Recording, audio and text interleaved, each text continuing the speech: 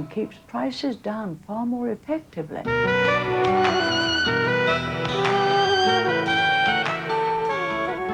As long as suffering of sentient being remain, I will remain in order to serve.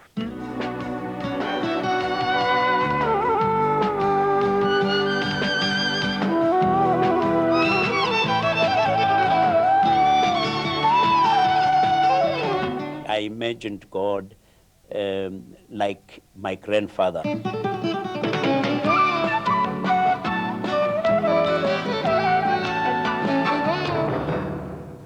In Conversations tonight, my guest is the patriarch of what many regard as the first family of Delhi. He's the president of the Family Planning Foundation, of the Bryant Relief Association, the chairman emeritus of the DCM Group of companies. He's won more awards and honors than I can possibly recount on this program, including the Padma Bhushan. I'm delighted to welcome Dr. Bharat Ram. Dr. Bharat Ram, as I've sort of described you as perhaps the patriarch of the first family of Delhi. You've had a long association with the city. What are your earliest memories? How far does it go back? Well, my earliest memories are of my school. and of course, my earliest memories now, if I was to see in retrospect, I think of the place where I was born and the condition of that place, that Where area. were you born, sir? Pardon? Where was it? Oh, in Delhi. Yes. In Delhi, in near Bazar Sitaram. Well, very close to where Ghalib used to live. So I can remember the very narrow lanes. I can remember the sort of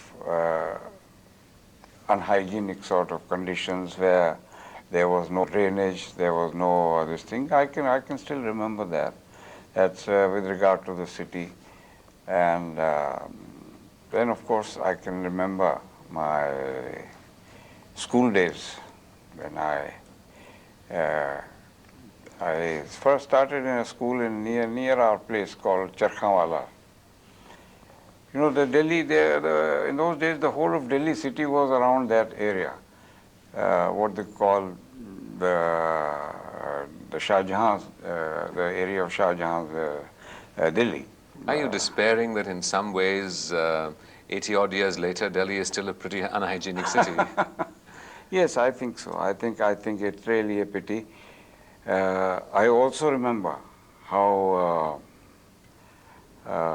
excellent Delhi was in the early 30s or even the 40s, what they call the Lutyens' Delhi, before partition, and the roads were wide, everything appeared to be in order, as it were. But with the growth of population and with the various governments not taking care of the civic facilities and with improper planning, the whole thing has become polluted. In what ways do you think that the character of the Delhiwala has changed? You know, Delhiwala really was so, earlier on, was influenced very largely by the Mughal culture. Urdu speaking and excellent Urdu speaking. Even in my family, I was the first one who learned Hindi. Otherwise, they all had, Urdu was the language. And the culture somehow changed, I think, after partition, when the people migrated from Punjab to Delhi.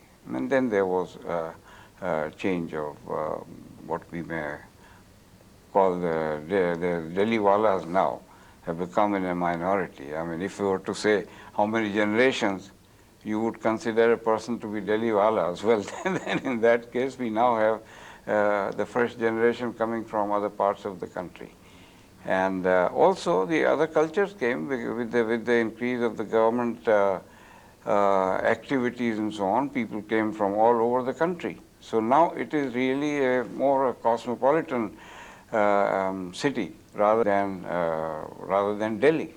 So this is a big social change.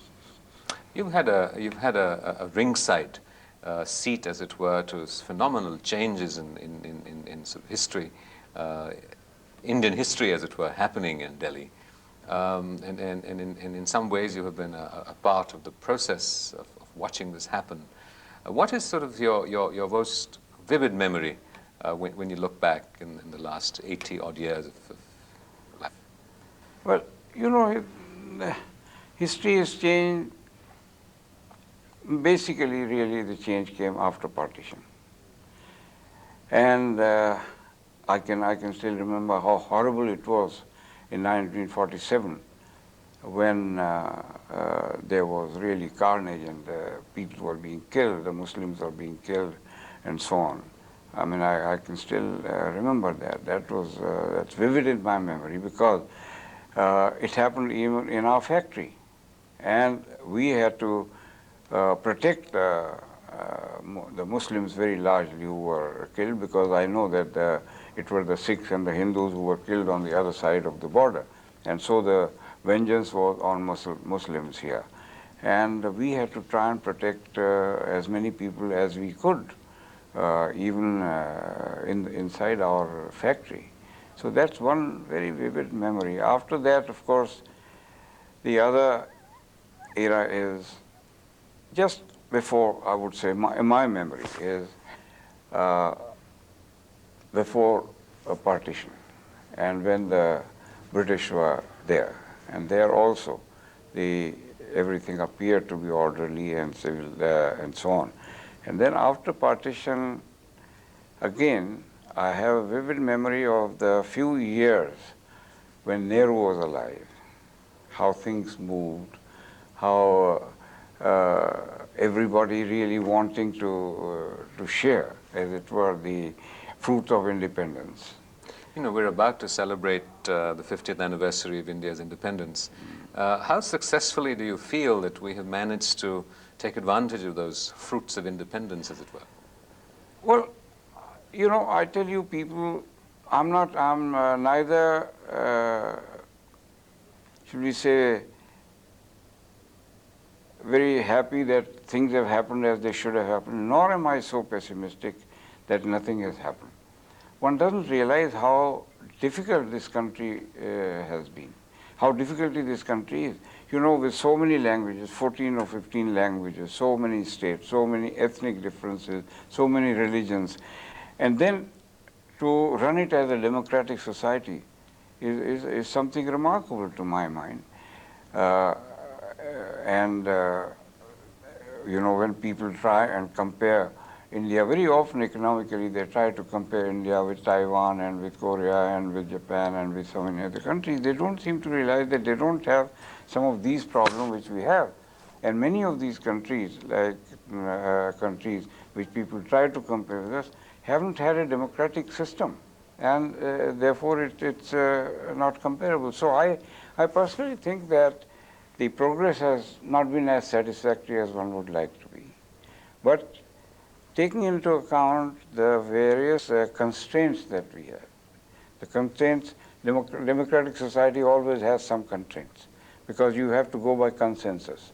And when you have so many factors almost contradicting each other, well, then in that situation to get to a consensus means compromises. And when you have some compromises, well, then obviously the progress is somewhat slower. But I still would say that we could have certainly done much better. One of the things with which now I'm connected with the Family Planning Foundation, one of the things which we, I think, ignored entirely was the matter of understanding of containing the population.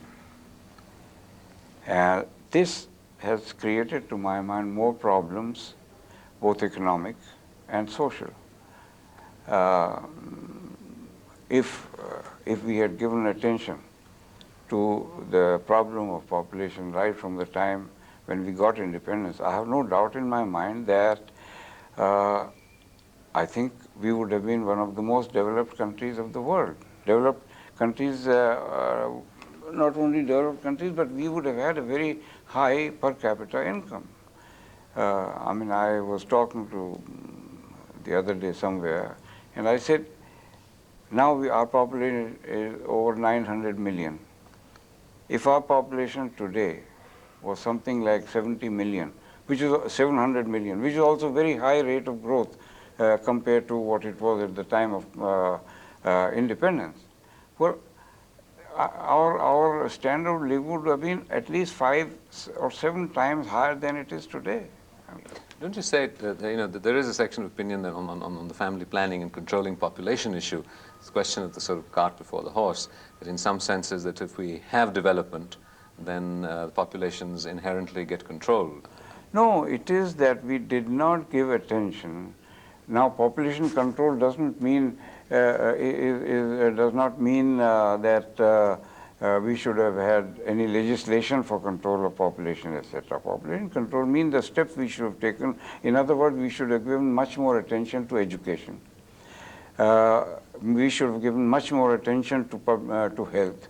Now, these are the two main reasons why the population has not been controlled.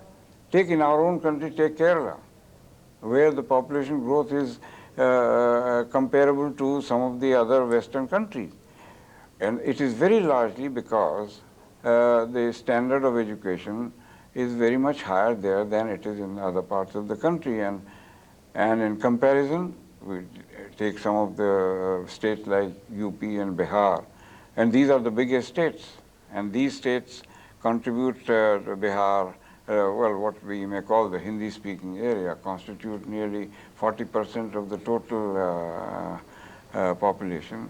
And so the problem is, the containment of population would have been not by any type of legislation, but by our giving more attention to education and to public health, and also to be able to tell the people how the importance of family planning, which is now being, efforts are now being made. I think in the last few years there have been some serious efforts, but in the past, right from the beginning, right from our independence, we did not give enough attention. And now what has happened is that because of medical facilities available, the average age has gone up. That's right. On the other hand, the population growth has not gone down. I mean, the average age, if I remember correctly, at the time of independence was something like 27 or 28, and now it is something like near 60 or something. So like your predecessor at the Family Planning Foundation, J.R.D. Tata, you too are considered an elder statesman of industry. And the nature and functioning of industry has changed significantly. There is sort of concern in shall I say, more liberal opinion that the logic of capitalism, of free enterprise, tends to be exploitive, tends to be insensitive to community concerns. Your own group of companies has been profoundly committed to corporate philanthropy, but how concerned are you that a new industrial ethic in India, while bringing about economic prosperity, might negatively, in some senses, impact our sense of community, culture, our concern for others? No, I don't agree with that view. I think the Indian mind is still philanthropic. In fact, I don't think even earlier, barring a few people like Tata and Birlas, or maybe from our family also, they contributed towards what we may call social activities. But I think that's on even today. And today what is happening is that the companies have started taking interest rather than individuals. And because what has happened is, if you come to think of it, no honest individual really has money enough to do any great social philanthropy if it requires money to be spent. They don't have. In fact, it is only the companies who are in a position to do any what one may call social activities. And what is that, the philosophy that, you feel that you inherited? You had a rich heritage, as it were, from Sir Shriram. What do you think were the principal elements of that heritage that you had to work with? Well, I think the main thing I have inherited from my father is the ethical values in business or in life. And because my father was really what one can call what in Hindi we call Raj Rishi. He may have been considered as an industrialist, but he was at heart he was an absolute rishi. The small room in which he used to live, the clothes which he used to wear, he used to insist that his clothes will be made from the same cloth as they are made of the servants' clothes, and so on. And he was pretty strict with us in our habits and so on and so forth. So what I inherited, basically, I would say, is a sense of ethics and sense of values. And I hope that my children will get some of it. Would you, in some ways, consider yourself a rishi? What, rishi? Yes. No, I wouldn't consider myself a rishi at all. I've enjoyed everything in life and so on. And I don't know what. I'm not. Well, I'm simple, really. I would say, I'm not. I hate showmanship, as it were. Particularly showing of wealth and so on. Well, of course, I don't have much anyhow. So, no, I tell you frankly, it is a fact that our family has not been as rich as some of the other families have been, because one of the reasons, well, maybe some people will feel irritated about it if I say, have been perhaps more ethical in their dealings. Apart from sort of this ethical aspect, you meet with your sons frequently who are running successful businesses. What kind of advice do you give them? Well, I don't really give advice because I retired from active business in 84 years. And since then I haven't been to any office, although I'm a director on some of their companies, but I do not really, unless they ask me. Unless they ask me about something, I don't give in. I'm not really involved, honestly not involved, because I know many people say, I've retired, but they haven't quite retired, but they still sort of say, okay, you can do everything you like, but just ask me before you do it. No, I'm not like that. I have on many of our businesses, I have no idea what's happening, but I gather that they're doing fairly well. If you were to sort of meet the finance minister, and with your sort of long years of experience and the various chambers of commerce that you have served on, what kind of advice would you give him today? It depends. You see, as I said earlier, while I may think something is good for the country on an economic front, but economics and politics is a mixture. Now, you cannot divorce one from the other in a democratic system. And therefore, there sometimes are conflicts of interest. Something may be good for the economy in the short term. In the long term, it may not be so good for the economy. Now, these become a question of checks and balances, and there the decisions are taken by politicians according to their assessment of how it will affect the political system. That's why it is the advice to the various people which I may have given, as I say, there have been discussions, would have been different at different points of time. You know, before the last elections, there was this dialogue between several political parties and business about corruption in politics and the role that business had in perhaps perpetuating it, and political parties and intermediaries suggested that if business didn't make contributions to political parties and that kind of relationship. What has been your own experience? I tell you, I've always felt that there has been a collusion between the government, the business, and the bureaucrats. They've all been a part of it. And because somehow after partition, after independence, let us say, there was what they call the, what was that Raj called, the permit Raj. The permit Raj. The permit Raj. At that time, it really was, that's how it started to happen. Because people knew if they got a permit, if they got a license, permit license Raj. Now, if they got a license, well, they are perfectly safe economically and so on. Now, that's when it started. And when you are in a position to oblige somebody, there is bound to be corruption. And therefore, it really started with a system, economic system. And it's been thought that the more liberal we are with our policies, the less corruption there is likely to be. Although, at the present moment, according to me, the corruption has seeped so much into the blood, the veins of our every section of society, that I'm horrified. You know, I'm an old man, I'm 82 years old. To me, it doesn't matter, maybe I have a few years to live, but I do shudder to think what's going to happen to this unless and until some avatar comes, as it were, to correct the situation.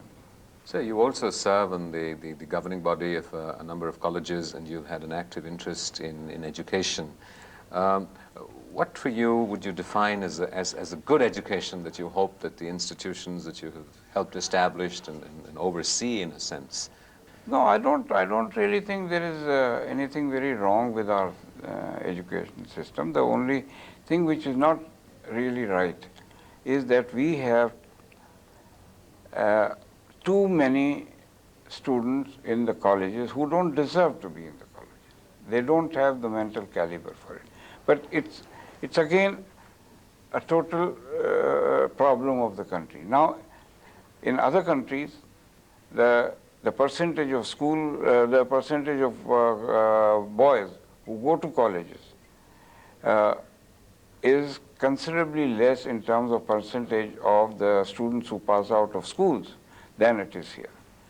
But then, if those boys can't go to colleges, they have something else to do. They can go to technical schools, they can go to other vocations. Here we don't have that. But otherwise, normally I would say that these boys who are not capable to take college education of a higher class, then for them there should be technical education college schools and so on and so forth. We do have what they call ITIs and so on and so forth, but they are not enough. And so that's why otherwise normally I would say that education is not too bad in our country. The other thing, of course, is that that it's very cheap. Education is so cheap here, particularly the higher education. I know that even now in the colleges, the boys are paying approximately what I was paying 50 years or more than 50 years ago. Would you change that? Pardon? Would you change that? Yes, I would, because I look at it this way. When you go for higher education, it should be considered as an investment. Now, if you are making an investment, you must pay for it. You are increasing your value. You are increasing your market value. Therefore, you must pay for it. I'm not saying that it should be very high and so on and so forth. Now, for example, if and they have increased the fees of IITs or the IMMs. Now, that's basically because a fresh graduate, MBA, gets a salary of something like 15,000 rupees straight from college. Now, straight from his institute, if he gets 15,000 rupees a month straight away, but shouldn't he pay more when he is being educated? The same thing applies to other college education. Compared to an uneducated man, the man who gets higher education in colleges, he has a higher market value. Therefore, he should pay. And and of course, there could be very bright boys who cannot afford to pay. Well, they have to be given, they have to be assisted. They may be educated free, in fact. They can be free ships and so on. But those who can afford, they should pay. Bharat Ram, your family, as we mentioned earlier, is involved in several areas of philanthropy and promoting, promoting culture. What sort of prompts you to do this? Is this sort of just a feeling of altruism, of doing things for people? Is there an agenda that you want to make a difference? I think really, honestly, it's an inheritance from our father, whose mind always worked for others somehow. It's hard to believe, but it did. I know it so well because, as I say, that's all I consider having inherited from him is the sense of values. And as I said, he was a Raj Rishi where the size of his room was 10 by 12. And that's what he was. And it is he who really inculcated these things into our brain, as it were, not by talking to us, but by example. I mean, and our main thrust of philanthropy has been in educational areas. And for example, we haven't gone in for hospitals and things like that, but it's been in educational areas, colleges, schools, this research institute, and so on, and or labor management institute. So these type of things, but not. So when you sort of, what would you like, sort of your legacy, as it were, to your children? What is it that you feel you've handed down to them? Well, it's very difficult for me to say what I've handed it for them. What would you like to have? What would you like to have? I honestly, I would like them to be good citizens. That's what I would like. And when I die, I would like to die when nobody would have a bad word for me. Now, if that is so, what I would like to die when I die, I would like people to say he was a good man. Well, Dr. Bharat Ram, thank you very much indeed, and I have little doubt that in the many more years that you will continue a fruitful, productive, philanthropic life, that you will continue to be this sort of complete good man. Thank you very much. Thank you. Thank you.